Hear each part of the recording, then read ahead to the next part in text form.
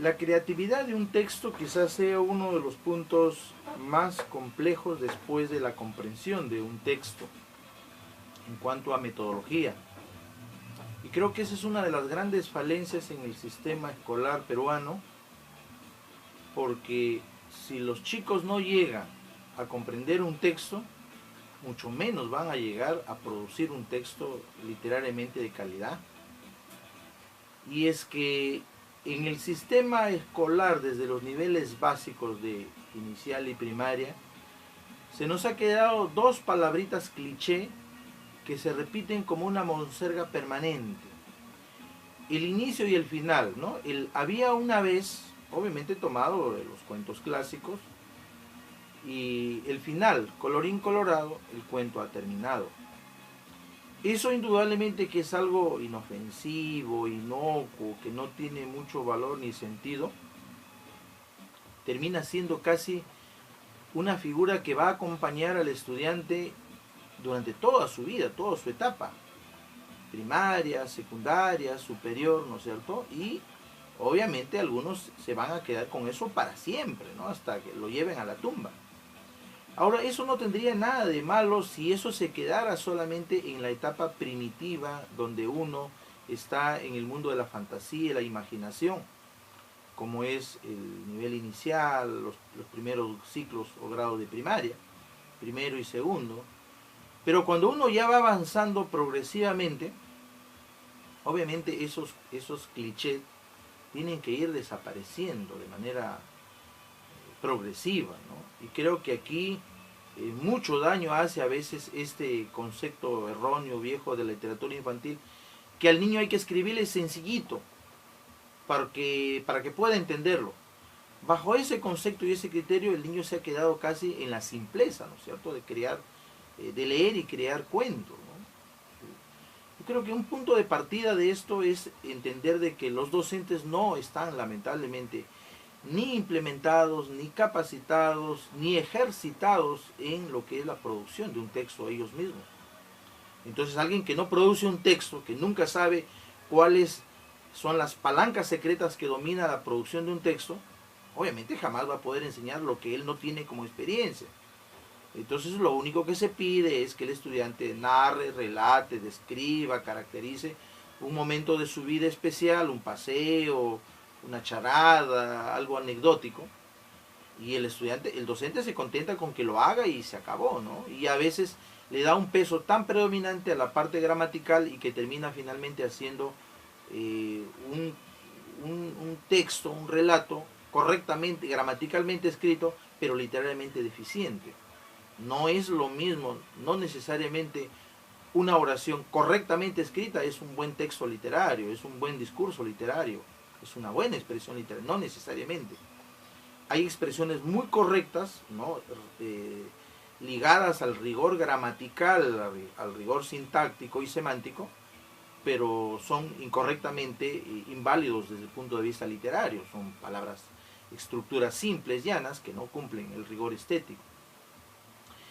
Entonces, esto indudablemente constituye, cuando ya estamos en los grados de educación ya superior, o el caso de terminado el cuarto y quinto año de secundaria, constituye un gran escollo para la parte creativa, porque es ahí en ese momento cuando se deja la parte creativa, ¿no es cierto? Y se pase solamente a la parte cognitiva, a la educación donde solamente lo que interesa es que los alumnos almacenen información, aunque no la procesen desde el punto de vista inductivo, deductivo, inferencial y criterial. Lo único que interesa es finalmente que el alumno acumule, ¿no es cierto?, bancariamente todo lo que sepa, porque eso es lo que va a desembuchar el día que va a dar un examen de admisión en una universidad, ¿no?, con el viejo sistema IBM. Entonces, el gran problema para la creatividad verbal en el nivel secundario y en el nivel inclusive hasta superior es que los estudiantes no tienen canalizada la imaginación, la fantasía que la llevan inherentemente, porque obviamente se han acostumbrado a esos viejos moldes, ¿cierto?, que vienen arrastrándose de nivel inicial y primaria hasta... entonces, ¿qué es lo que tenemos finalmente? ¿Qué es lo que producen los estudiantes? Producen textos con mucha primariosidad, ¿no es cierto? O sea, con mucho todavía sentido, digamos, de lo que se pegó y se quedó, porque eso marca para siempre, ¿no? En el nivel primario, obviamente, eso, el docente no tiene ni la idea de lo que está sembrando ahí. Está sembrando un cúmulo de monsergas, un cúmulo, digamos, de banalidades y de, digamos, formas de concebir y leer muy simples, tan sencillas, tan simples, que termina finalmente el estudiante creyendo que eso es literatura, expresar cualquier cosa sin ningún trabajo estético. Y cuando uno obviamente llega a trabajar los talleres de creatividad con alumnos que ya están de alguna manera metidos, ¿no?, encasillados, encorsetados en esta manera de hacer literatura, producir textos literarios cortos, se encuentra con un gran escollo, ¿no? Romper esa barrera o esa tradición es tremendamente difícil, aunque no imposible, pero creo que demanda un trabajo muy, muy entero. Una experiencia concreta es cuando uno quiere de repente trabajar talleres de creatividad. Yo creo que a veces los docentes, dejados ya a veces llevar por la mera teoría y a veces por recetas, digamos, mágicas de algunos pedagogos que creen que lo que ellos hicieron en el aula necesariamente es lo que otros lo deben hacer, porque puede funcionar una realidad de Lima, puede funcionar igual a una realidad de Iquitos, es creer de que esas recetas son las que de alguna manera deben seguirse al pie de la letra, a pie juntillas, para que se pueda crear. Y yo creo que eso es totalmente erróneo, ¿no? Yo creo que aquí, para empezar, los docentes a veces que no tienen experiencia en creatividad parten solamente de elementos teóricos y a veces tomados de otras latitudes, de otras experiencias y de otra realidad, ¿no? Para mí particularmente, como creador literario, yo tengo una propia metodología que la quiero compartir, obviamente en lo que se trata el proceso de creación de un texto o un cuento, en este caso. Para empezar, yo creo que un punto de partida, si se quiere tomar, digamos, de un universo poblacional de 2000, 1000 estudiantes, tomar de repente una porción, digamos, de manera aleatoria de estudiantes, tenemos que tener un criterio muy válido. Para empezar, no podemos tomar a diestra y siniestra a quien caiga o quien se nos cruce por el camino. Uno tiene que hacer primero un trabajo de sensibilización, de que los estudiantes deban o quieran participar en talleres de creatividad, y que no es fácil, porque obviamente motivarlo a un chico de esa manera no es fácil, a no ser que haya un condicionamiento de la nota, que esa es la herramienta más eficaz que tiene el docente en el aula para premiar o castigar a un estudiante, que no es fácil. Pero yo creo que primero es la sensibilidad. En todas las aulas siempre hay 1, 2 o 3 estudiantes que son los que están inclinados por la creatividad y que son los que están... No hay nada peor en el sistema escolar que a obligar, coactar al estudiante a que lea o a que escriba. No hay nada peor. Pero indudablemente si lo dejamos al libre albedrío de los estudiantes, pues nadie leería y nadie crearía, ¿no? O sea, sería iluso también dejar todo al libre albedrío. Pero sí creo que es necesario tener un filtro selectivo con los estudiantes que quieran entrar en un taller de creatividad, que tienen que tener interés, tienen que estar motivados, tienen que saber, decírselo el por qué, para qué se busca. Porque indudablemente ese es el éxito, el éxito de la asistencia, de manera rigurosa. Si tú haces un taller con 4 o 6 sesiones, programado en un taller en 4 o 6 sesiones, y de las 4 o 6 sesiones faltan 3 a 4 sesiones, prácticamente al haber llegado a 1 o 2 sesiones no significa nada, porque todo taller tiene una secuencia lógica, como no es una actividad de aprendizaje significativo. Entonces no se puede tener un producto de taller finalmente si es que nuestros estudiantes irregularmente llegan una semana sí, la otra semana no. O sea, eso termina finalmente fracasando, porque los estudiantes obviamente tienen que entender que los talleres son secuenciales y lo que se pierde anteriormente es lo que indudablemente se omite y se deja a veces como un escollo o como algo difícil de rellenar. Un estudiante que falta un día a clase, por más que se ponga al día, entre comillas, del cuaderno, no es lo mismo, porque el docente no solamente hace que escriban, también hay una explicación que está implícita, ¿no es cierto?, en toda sesión de aprendizaje. Entonces es necesario, punto de partida, necesario entender de que hay que hacer un filtro necesario. Es un filtro necesario. De lo contrario, vamos a fracasar, ¿no? Vamos a tener que al final no hay producto taller y no hay una secuencia lógica. Porque primero el tallerista tiene que romper ese viejo escollo de la mala herencia a veces que recibe de los docentes que como cliché han repetido una y mil veces a los estudiantes en el aula y creen que eso es hacer cuento. Otro elemento importante también es entender de que el proceso metodológico de un taller es empezar primero por la parte de la motivación. Segundo es darle a los estudiantes los lineamientos teóricos de qué es un cuento, cuáles son las partes, cuáles son los elementos, cómo diferencias un cuento de un relato, cómo estableces comparativamente un texto digamos, de fabricación artesanal o coloquial con un texto literario, qué diferencia un texto, digamos, del habla cotidiana de un texto, digamos, o de la oralidad con un texto escrito. ¿Cuáles son los parámetros que nos sirven para medir y valorar la calidad de un texto literario? ¿Cuáles son los recursos estilísticos? ¿Cuál es el tipo de lenguaje? ¿Qué diferencia un cuento de un relato? Todos esos elementos cuentan finalmente a la hora que el estudiante internaliza, porque obviamente al estudiante no le dan mucha teoría en el sistema escolar, no le dan mucha teoría sobre perspectiva literaria y quizá al docente le importe muy poco, porque obviamente partimos de la premisa que la idea no es crear en el sistema escolar poetas, cuentistas, narradores, leyendistas, no es esa la naturaleza de un docente. Pero creo que si no tenemos las herramientas necesarias, perspectivas literarias, de qué es un cuento y cuáles son los elementos intrínsecos de su valoración, pues nunca vamos a comprender ni valorar un texto. Siempre vamos a llegar solo a la epidermis, ¿no es cierto? A buscar solamente el argumento, el personaje, y nos quedamos ahí, ¿no es cierto? En comprender el aspecto externo, pero no comprendemos el aspecto interno, intrínseco del valor de un texto literario, por los recursos estilísticos, por las figuras, por el manejo de la temporalidad, la construcción de los personajes desde el punto de vista topéico, prosopográfico, las reglas implícitas que tiene el texto narrativo que de alguna manera constituyen trabajar, digamos, los tiempos personales, los verbos personales de primera, segunda o tercera persona.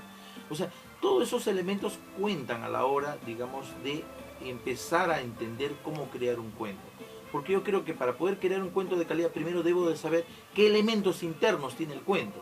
Porque yo no puedo valorar algo si yo no conozco las partes, las piezas que constituyen todo ese rompecabezas, ese armazón, y que obviamente está implícito dentro de un cuento.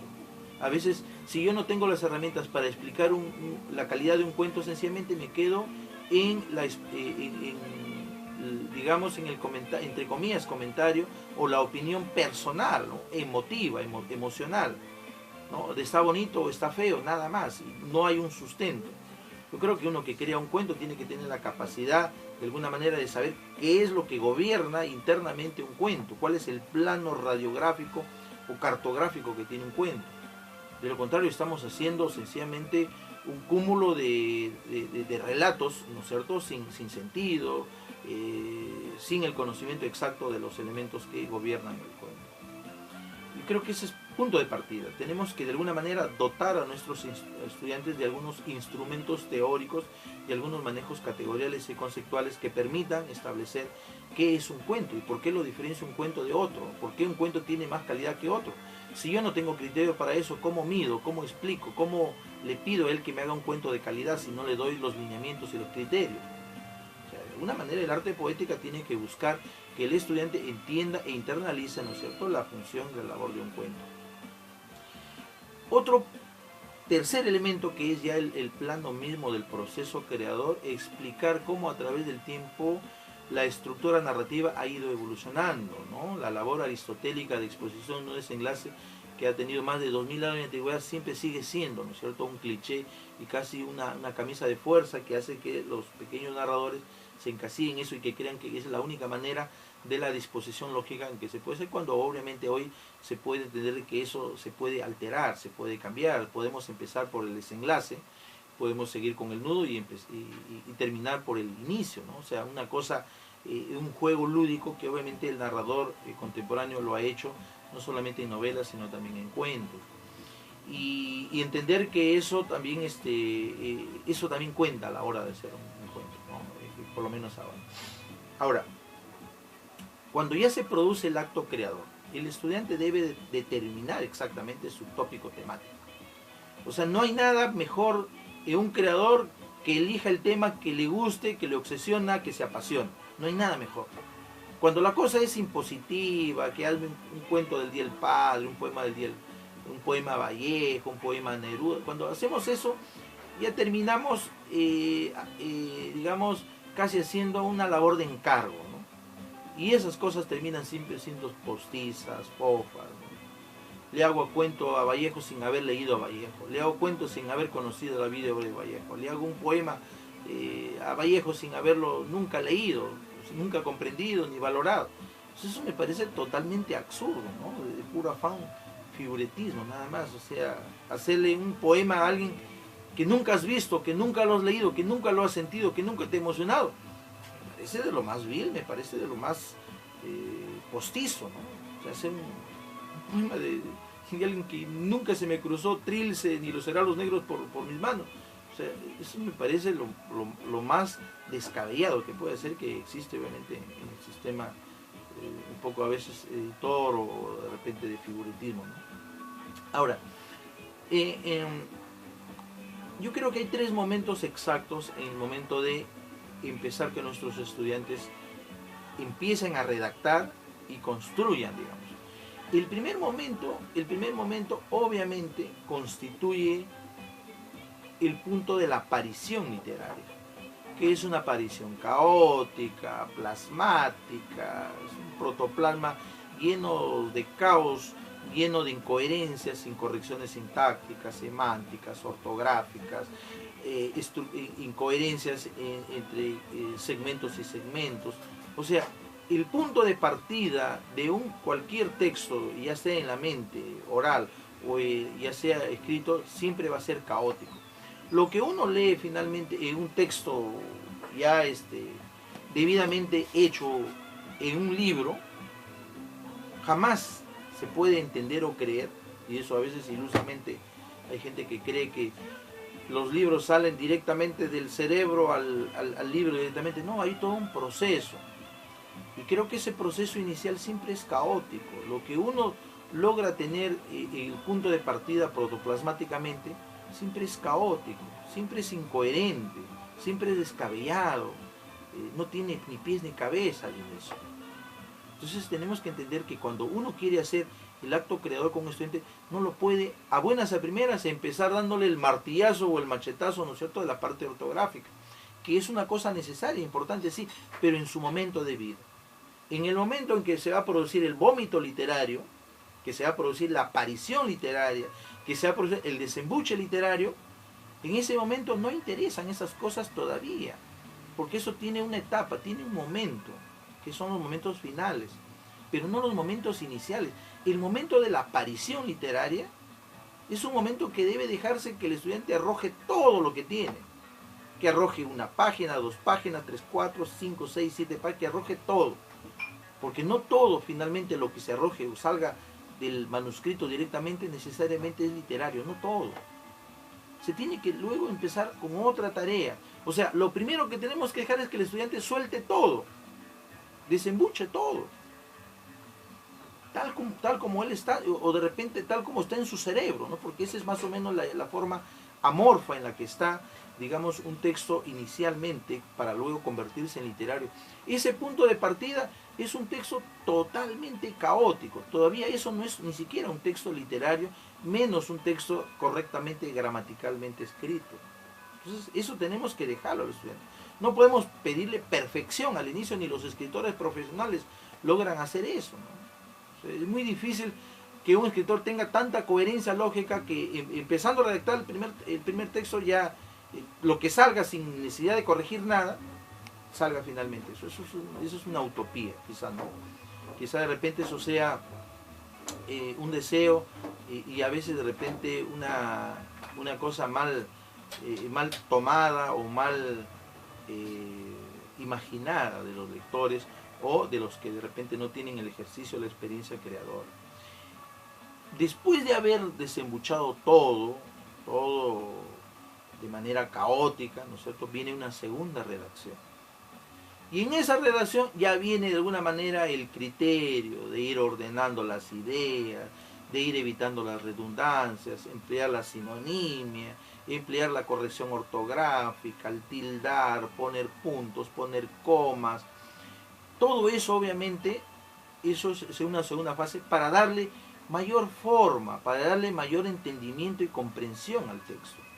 Lo que estaba de repente al final puede estar al inicio, lo que estaba en el centro puede estar al final y viceversa. O sea, ese trabajo de la segunda redacción consiste en darle ya una coherencia, una cohesión, digamos, semántica y sintáctica y un orden estructural de acuerdo al plan que yo adopte. Y obviamente eso pasa por un momento, digamos, de ordenar las ideas y hacer un replanteo, una redefinición de lo que yo quiero y pienso.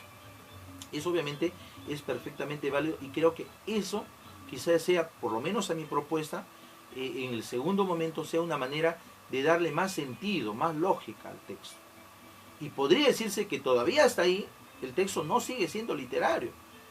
Es una historia, pero no necesariamente tiene la calidad o el nivel literario.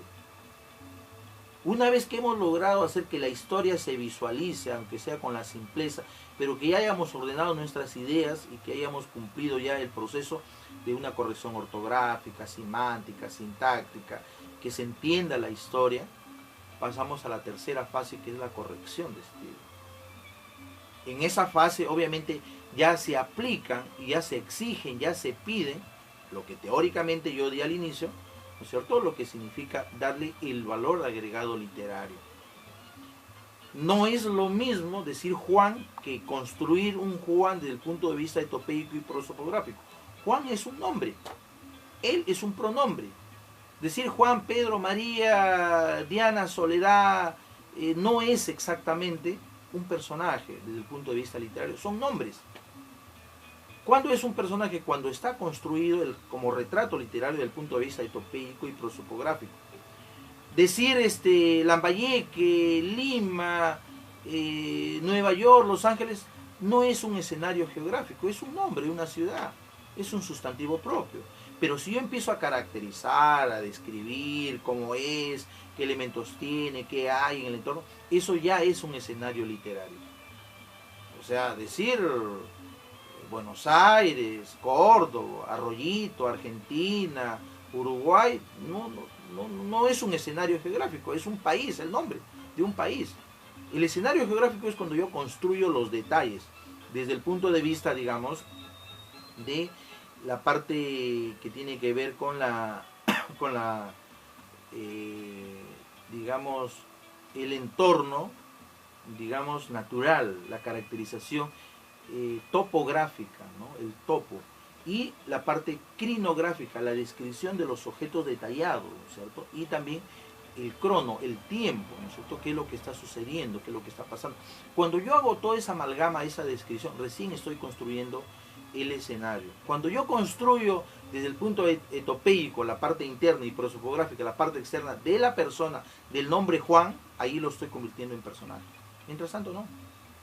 Un segundo elemento que tiene que trabajarse también y tiene que ver mucho con lo que es el tópico temático. Que no interesa de cuál puedes escribir sobre una hormiga, sobre algo más trascendente, es la manera como tú manejes el lenguaje y cómo manejes la intriga y la emoción. Un cuento que no tenga emoción y que sea solamente descriptivo, informativo, no es cuento, no aborda nada, no llegas a nada.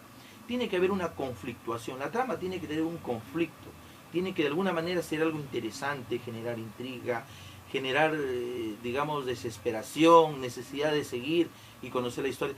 Eso, de alguna manera, son recursos estratégicos que tiene un narrador, ¿no es cierto? Crear intriga. Un cuento no solamente es decir qué es lo que pasó, sino hay que describirlo con todos sus elementos, cuáles son las características internas de generar intriga. Y obviamente, construir un final también es otro detalle. Construir un final también implica, ¿no?, un final abierto, un final cerrado, también implica también un proceso desencadenante, desenganchante, que de alguna manera tiene que ser el clímax, o sea, es llegar y que el lector sienta la necesidad de llegar al final.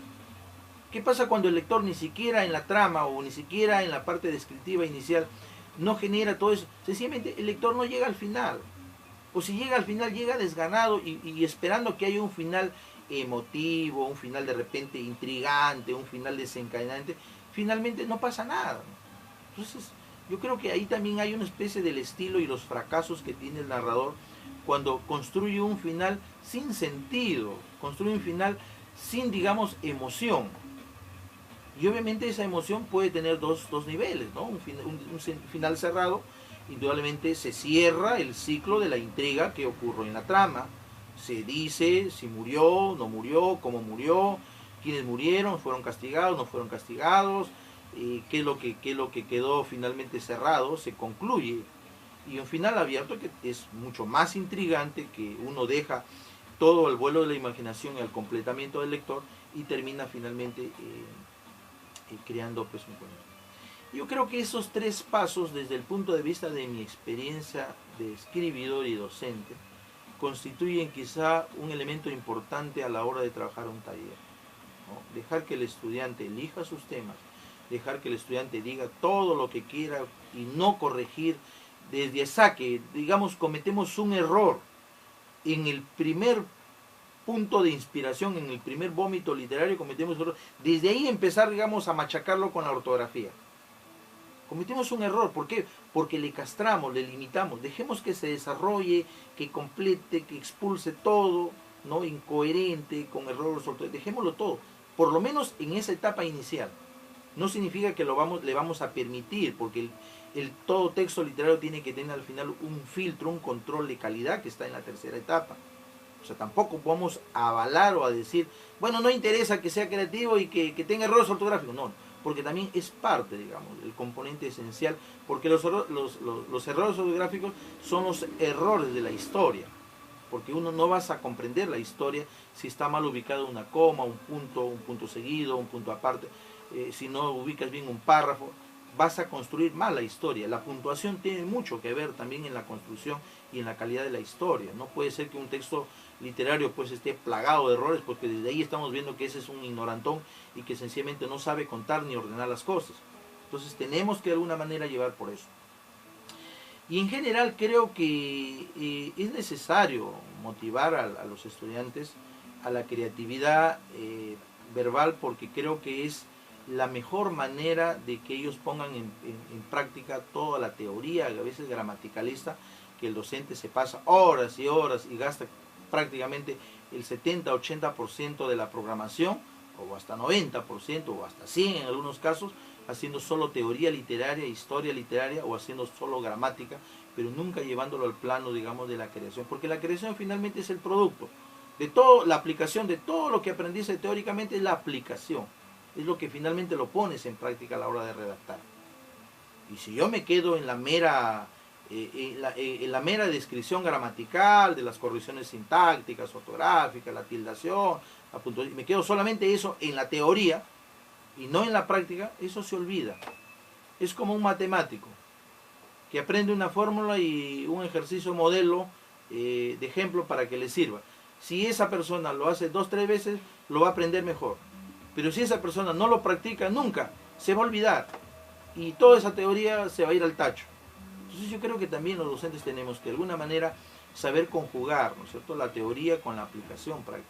Y es por eso que a veces, y ahí está el fracaso, normalmente a veces en el sistema escolar, por lo menos en la parte regional, aquí en Lambayeque, ¿cuántos trabajos llegan de las 3 UGELs, Chiclayo, Lambayeque y Ferreñafe a la final? ¿Cuántos trabajos llegan? Llegan 2 o 3 trabajos. Imagínense, de una población de casi 200.000 estudiantes en el sistema básico regular, llegan 2 o 3 o 4 o 5 trabajos. Eso es totalmente increíble y absurdo, y creo que ahí está la responsabilidad del docente, porque a veces le teme, ¿no?, que un estudiante muestre su capacidad a veces incorrecta de creación, y muchas veces el docente mete la mano, ¿no?, hace las cosas, y muchas veces el plagio está latente, ¿no?, y a veces avalado y permitido y consentido por el propio docente, con la finalidad, entre comillas, de ganar y llevarse los aplausos inmerecidamente de manera tramposa, ¿no? Entonces yo creo que también el docente tiene que de alguna manera empezar a construir sus estrategias metodológicas para lograr una mejor calidad de los aprendizajes en el aula. Y por lo demás creo que eso es necesario, porque va a permitir elevar la calidad y la mejora de la educación y dar